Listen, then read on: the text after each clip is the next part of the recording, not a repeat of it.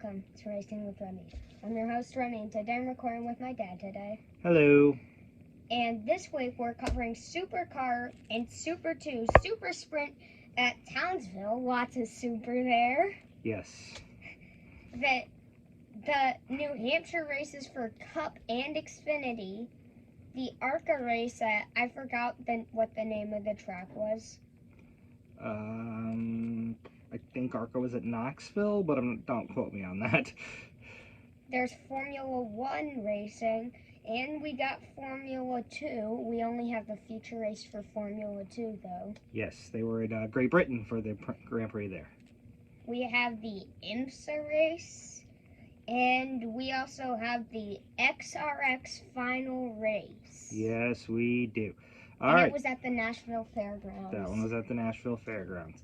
We have that, plus Remy is going to be having his driver profile today, and we have some silly season updates. So this is a jam-packed episode. Well, let's get it started with the NASCAR Cup Series at New Hampshire.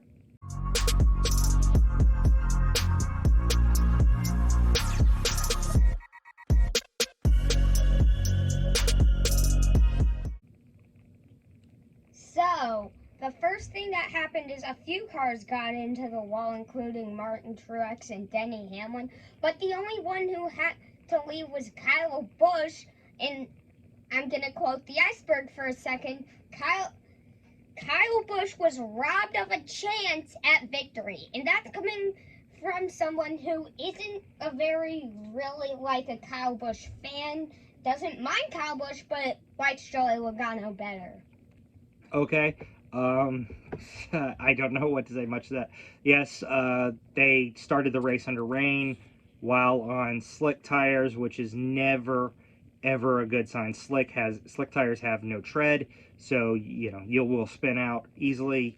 It took 3 of the 4 Gibbs cars, put them in the wall. Kyle Busch, who was the leader, he was on the pole. He was taken out. Martin Truex and Denny Hamlin also both spun. Truex got some damage. Denny Hamlin did not. Joey Logano was actually when he ran. I think he bumped into Truex, and then he got penalized during the red flag for working on the car, which you can't do. You can't touch the car in any way. So, I mean, but he wasn't doing real work, or his crew wasn't doing real work at the time. But they did violate the letter of the rule, so they got sent to the end of the longest line when the race restarted. All right, so Ram, after the red flag for rain, what happened next? Then we have Anthony Alfredo has a crash.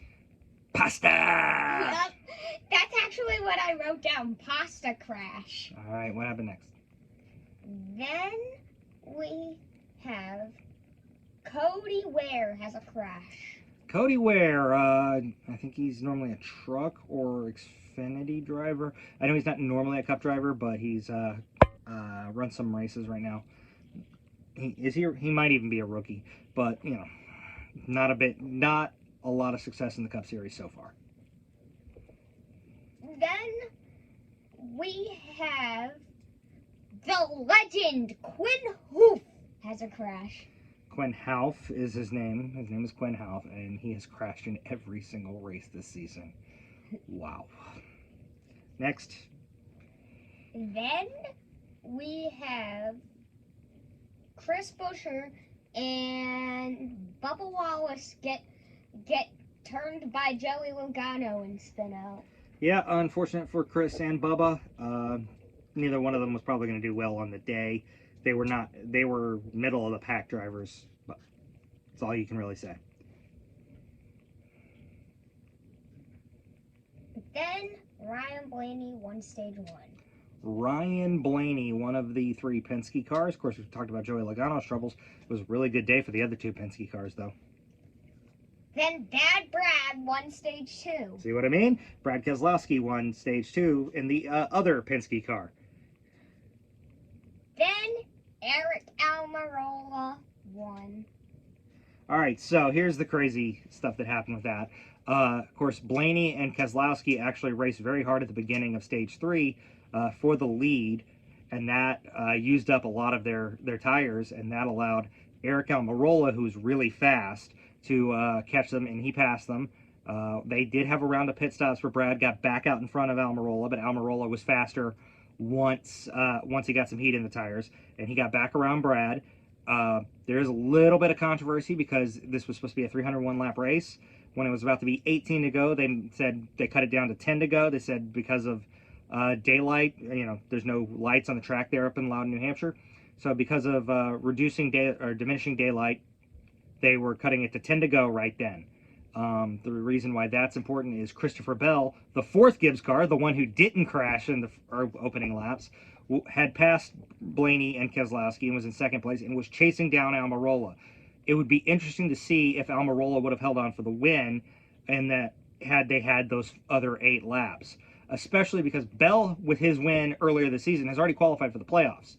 Almirola's win qualifies him for the playoffs, and the reason why that's important is if you of the number of the points, the positions of the 16 drivers available for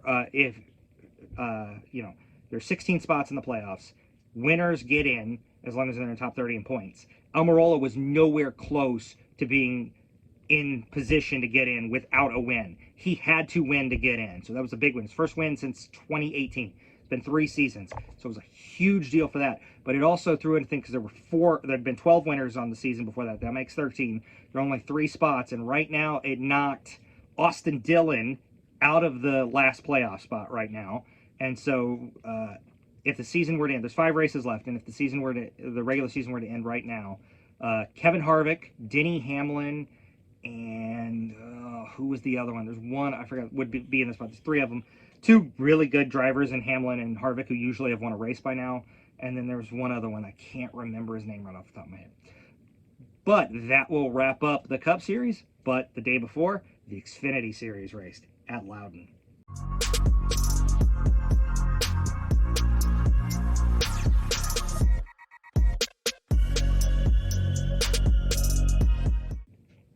So it starts off with an accordion effect where Riley Herbst spins out, but Brandon Jones gets the most damage. Yeah, Herbst and Jones get together. Herbst spins.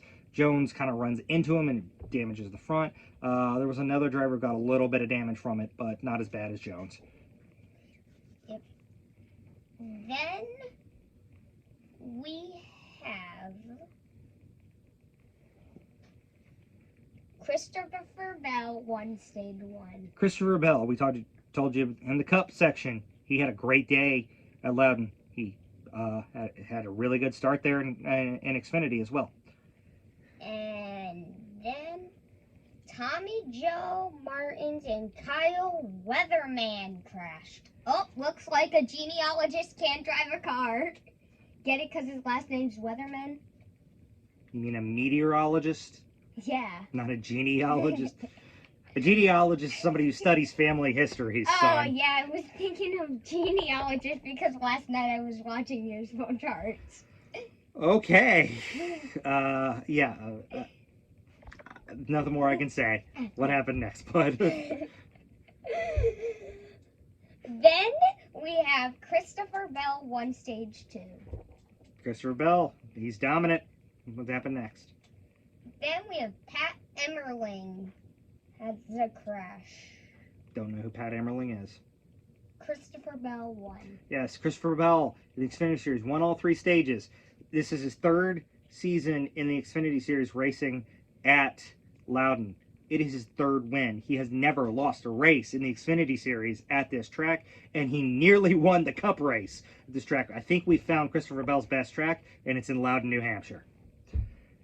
All right. One of the worst tracks on the circuit as of right now. Loudon has had some very boring racing over the years. I 100% agree. I watched this race on Sunday, or I did not watch the Xfinity race on Saturday, but I watched the Cup race on Sunday, and it was one of the most exciting races I've seen in Loudon ever. It may be the best race I've ever seen at Loudon, with the exception of the bad decision to start during the rain. And robbing Kyle Busch of a chance of victory. Yep, but I did like seeing Almirola win. But so that wraps up our NASCAR portion, but we have some other series to cover. Where are we going next, bud? We're going to ARCA.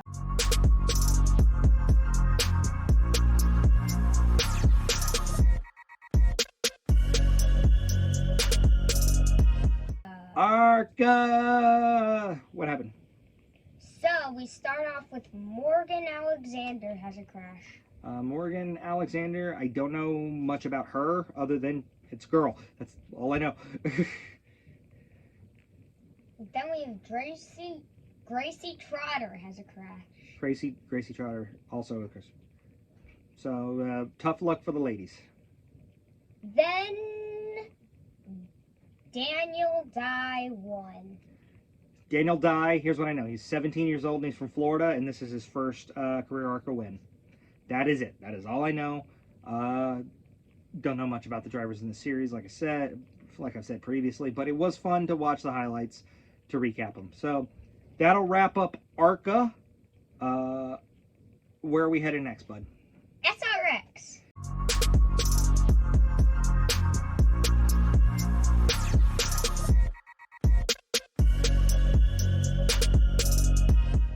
SRX, the Superstar Racing Experience. The thing started by Tony Stewart, kind of like the old International Race of Champions. It's a 6-race season in 6 weeks. This is the final week. Tell us what happened, bud. So, Heat 1 was won by Bill Elliott. Awesome Bill from Dawsonville. Good to see him back behind the wheel of a car, even if he's old now. Heat 2 was won by Elio Castroneves. So the guy has won the Indy 500 4 times, and he's winning in the SRX. Marco Andretti got turned by Paul Tracy. Yeah, they did. They put up a stat there that Paul Tracy had been involved in 15 crashes in 6 weeks. Now, there are 3 races each week, so 15 crashes in 18 weeks. Been involved in some way, whether he crashed or whether he crashed somebody else, in 18 races. Maybe Paul Tracy should not be behind the wheel of a car. Just saying. Then we have Chase Elliott won. That is right. Chase Elliott, this was the only race he ran in the SRX because this was the only race he was available to do that. But he made the most of it, winning the feature race. But they have a championship. There is a champion. Tell us who it is, buddy. Tony Stewart. Tony Stewart is the champion. He won 2 of the 6 races. He finished second in, I think, 3 others. He's the guy who started it. He's the inaugural champion. Hopefully he continues racing in it and somebody beats him head to head. I'd hate to see this series go where he wins all the championships until he decides to stop driving. There was a lot of great racing, a lot of different tracks. They weren't all just the same size ovals or anything. So, and some were dirt, some were asphalt. I like it. I like the short season. I'd like to see it a little longer than 6. Can we make it like 8 or 10 weeks next year, hopefully? And a little bit more. They had 12 drivers on the track. A little bit more than that. I'd like to see 20. We get 20 drivers, 8 to 10, like I said, 8 to 10, maybe 12 races in a row. And, if Tony Stewart wins a few more championships, that's great. But the racing was great. It was fun. I loved it. That will wrap up the SRX series. Where are we heading to next, Remy? Formula One.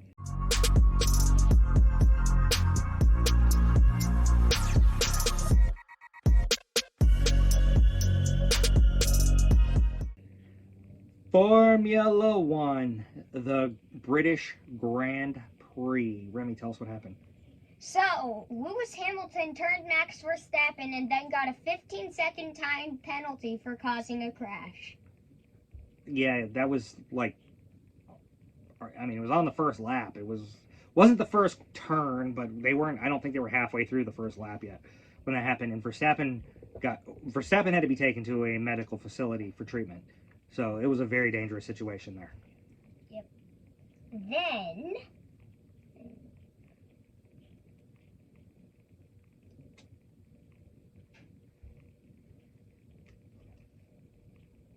Sebastian Vettel wrecked. Yes, Sebastian Vettel had a tough wreck as well. What happened next? Kimi Räikkönen. Yeah. Räikkönen. We went over this a few times. I knew you were going to struggle with it. Kimi Räikkönen had a crash as well. Yep. And Lewis Hamilton won. Yes, Lewis Hamilton on the last lap managed to pass. Who was leading? Charles Leclerc? Does that sound right? I think it was either Charles Leclerc or maybe Daniel Ricciardo. I don't think it was Daniel Ricciardo. I think it was Charles Leclerc, who had led every lap to that point. Hamilton is British. It's his 8th time winning at his home track. All of that stuff is great, but it's a little weird seeing the guy who wrecked his main championship contender on lap 1. Now, I don't think he did it on purpose, but it's still weird seeing the guy who wrecked his main championship contender on the first lap of the race and get assessed a penalty, come back and win the whole race. That being said, Verstappen still leads Hamilton in the points, so we'll see what happens as the season continues. But that'll wrap up F1. Let's go to F2.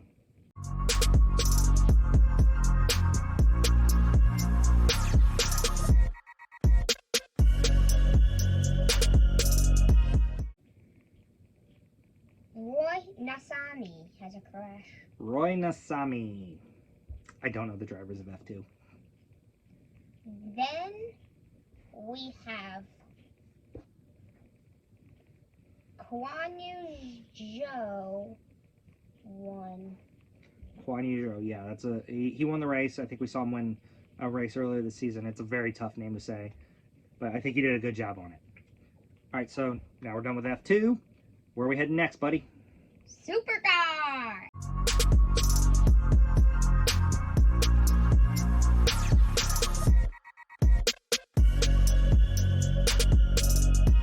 So we're going from Europe to Australia. There were 3 races in the Repco Supercar Series at Townsville in the Super Sprint. Tell us how it happened in race 1. Andre Heimgartner has a crash. Oh, tough break for Heimgartner. Then Cam Waters won. Cam Waters won. Heimgartner, I think, actually got together with Shane Van Gisbergen, if I remember right. And Van Gisbergen had a 10-second penalty that caused him to drop back. He was not able to compete with the big guys in this one. And his teammate, Jamie Whincup, also got a penalty for something on pit road. So yeah, but for speeding on pit road, that is right. So Cam Waters, who is second in the championship points behind Shane Van Gisbergen, come up with the win. That's excellent to keep the racing together.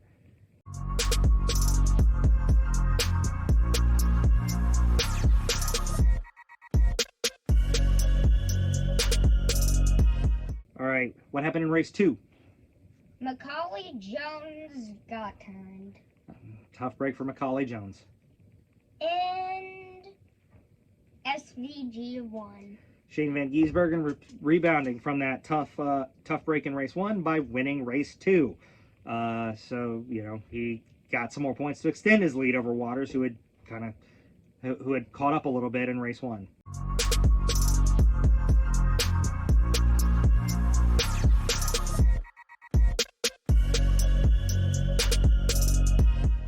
So what happened in race 3? Macaulay Jones got turned.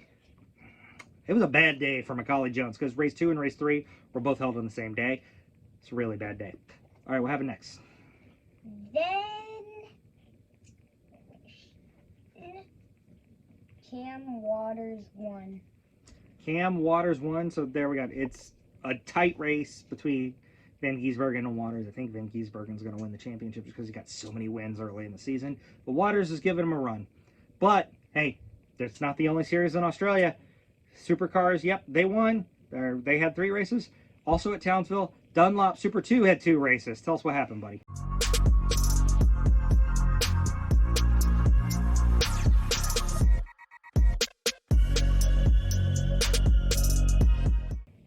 Okay, so Edge Mazuri's, I think, had a crash. I think that's how you pronounce his name. I will defer to you because I don't know the Super 2 drivers. All right, what happened next? Then there's a big one with so many cars, not necessarily like a big one that you think of when I'm talking in cup terms, but like a big one for a road course, and I just wrote big one because I don't know the names of any of the drivers because they wouldn't give them. Yeah, I think there was about 10 drivers involved, so it would have been a lot to say anyway. All right, what happened next? Then Brock Feeney won race 1. Brock Feeney, it's his 3rd straight win. He's on a roll. He's kind of the Shane Van Gisbergen of the Super 2. Maybe, I don't know. All right, but that'll wrap up race 1. Remy, tell us what happened in race 2.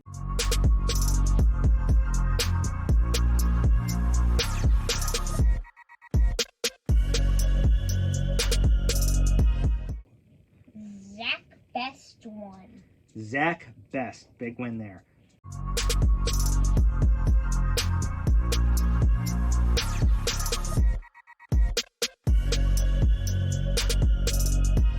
All right, so we're going to come back to the states. We're actually coming back to the state that we are currently in. The IMSA Series had their Northeast Grand Prix in Connecticut. Remy, tell us what happened there.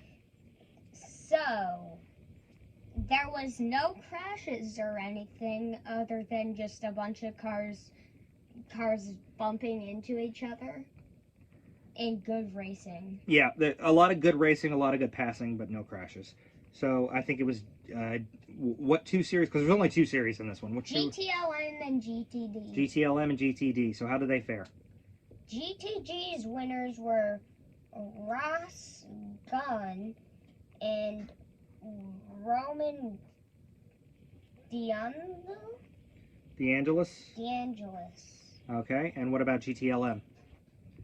GTLM, Antonio Garcia and Jordan Taylor. Antonio Garcia, Jordan Taylor. So we've heard Jordan Taylor's name before. It's a good run. That was great. So that'll wrap up our recap of the racing series from this weekend. Now, Remy has a driver profile for you.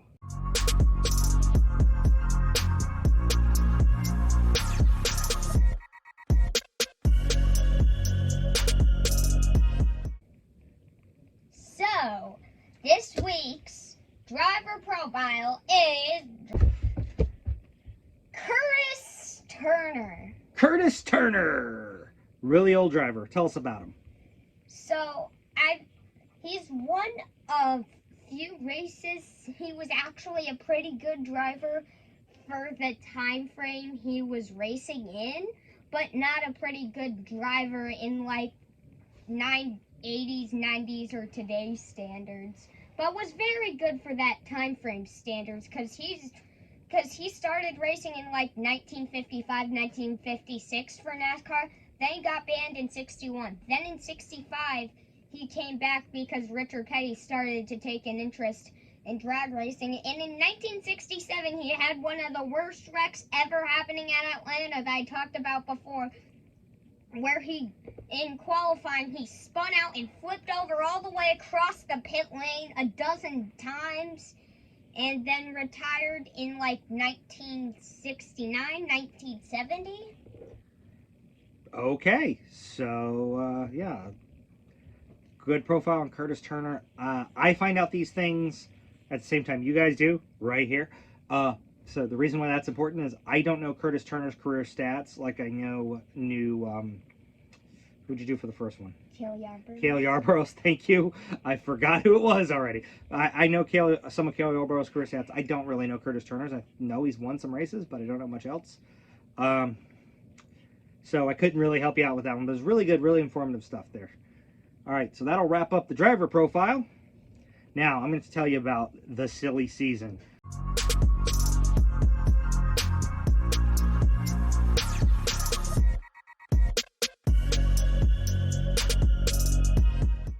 Silly season, for those of you who don't know, is a term given when they start announcing all the movements for the next season. It's basically like free agency in other sports. So, the big thing in the silly season is that Chip Ganassi announced that he is ending his NASCAR program and selling it to Trackhouse Motorsports. This is really rare because Ganassi has been in the sport since I think 1997 when he joined up with Felix Sabates. He has owned several cars over the years. Brought some winners in there. He had Sterling Marlin for a while. He had Jamie McMurray when he got his first win. Kyle Larson started with him, got his first 6 wins, and Jamie McMurray drove for him for a while. He's teamed up with Felix Sabates. He's teamed up with Dale Earnhardt Incorporated. But where we're at right now, he has decided to move out and he's still going to own other teams in other series, but he's decided to leave NASCAR. Trackhouse, Ganassi owned the 1 and the 42. Trackhouse owns the car driven by Daniel Suarez, which is the 99. 99. Thank you very much. Which was formerly driven by Carl Edwards before he moved to the 19. And Daniel Suarez actually replaced Carl Edwards in the 19 when Edwards decided to retire. Yes, but that doesn't apply to what we're saying here. But very good information. But yeah, so Trackhouse was already talking about expanding to 2 teams next year. It'd be interesting to see. They're definitely going to keep Suarez in the 99. And there were already talks about Kurt Busch, who currently drives the 1 for Ganassi and just won a couple at Atlanta, about him jumping to Trackhouse. So with this, it's questionable. My question is, will there be 2 cars? Will there be 3? If there's 3, will it still be Kurt Busch and Ross Chastain with Daniel Suarez? There's a lot to unpack that's still going to come out of that one. Now, some other news there is that Austin Cindric, the defending Xfinity Series champion, and the guy currently leading the Xfinity Series points, it was announced that he will take over the number 2 for Roger Penske Racing. He will replace Brad Keselowski in that car. Now, Brad Keselowski, it was also announced, he is jumping to Jack Roush. He's going to go to the number 6 and replace Ryan Newman. And also, the Wood brothers have announced they're promoting Harrison Burton to the 21 next year. And so right now, Ryan Newman and Matt DiBenedetto appear to be out of rides. Now, they will probably get another ride somewhere at some point. We'll look into that when those announcements come. But right now, they do not have jobs for next season. Like I said, Keselowski, who has driven for Roger Penske almost his entire career, except for when he was doing the little spot starts that a lot of rookies do to get experience before their full rookie year, which Keselowski drove for Rick Hendrick in those days before jumping to Penske full-time. So, I mean, this is a new venture for Keselowski. Interesting to see what happens with Trackhouse on Ganassi. Be interesting to see what happens with Harrison Burton and the Wood brothers. Somebody's a little tired.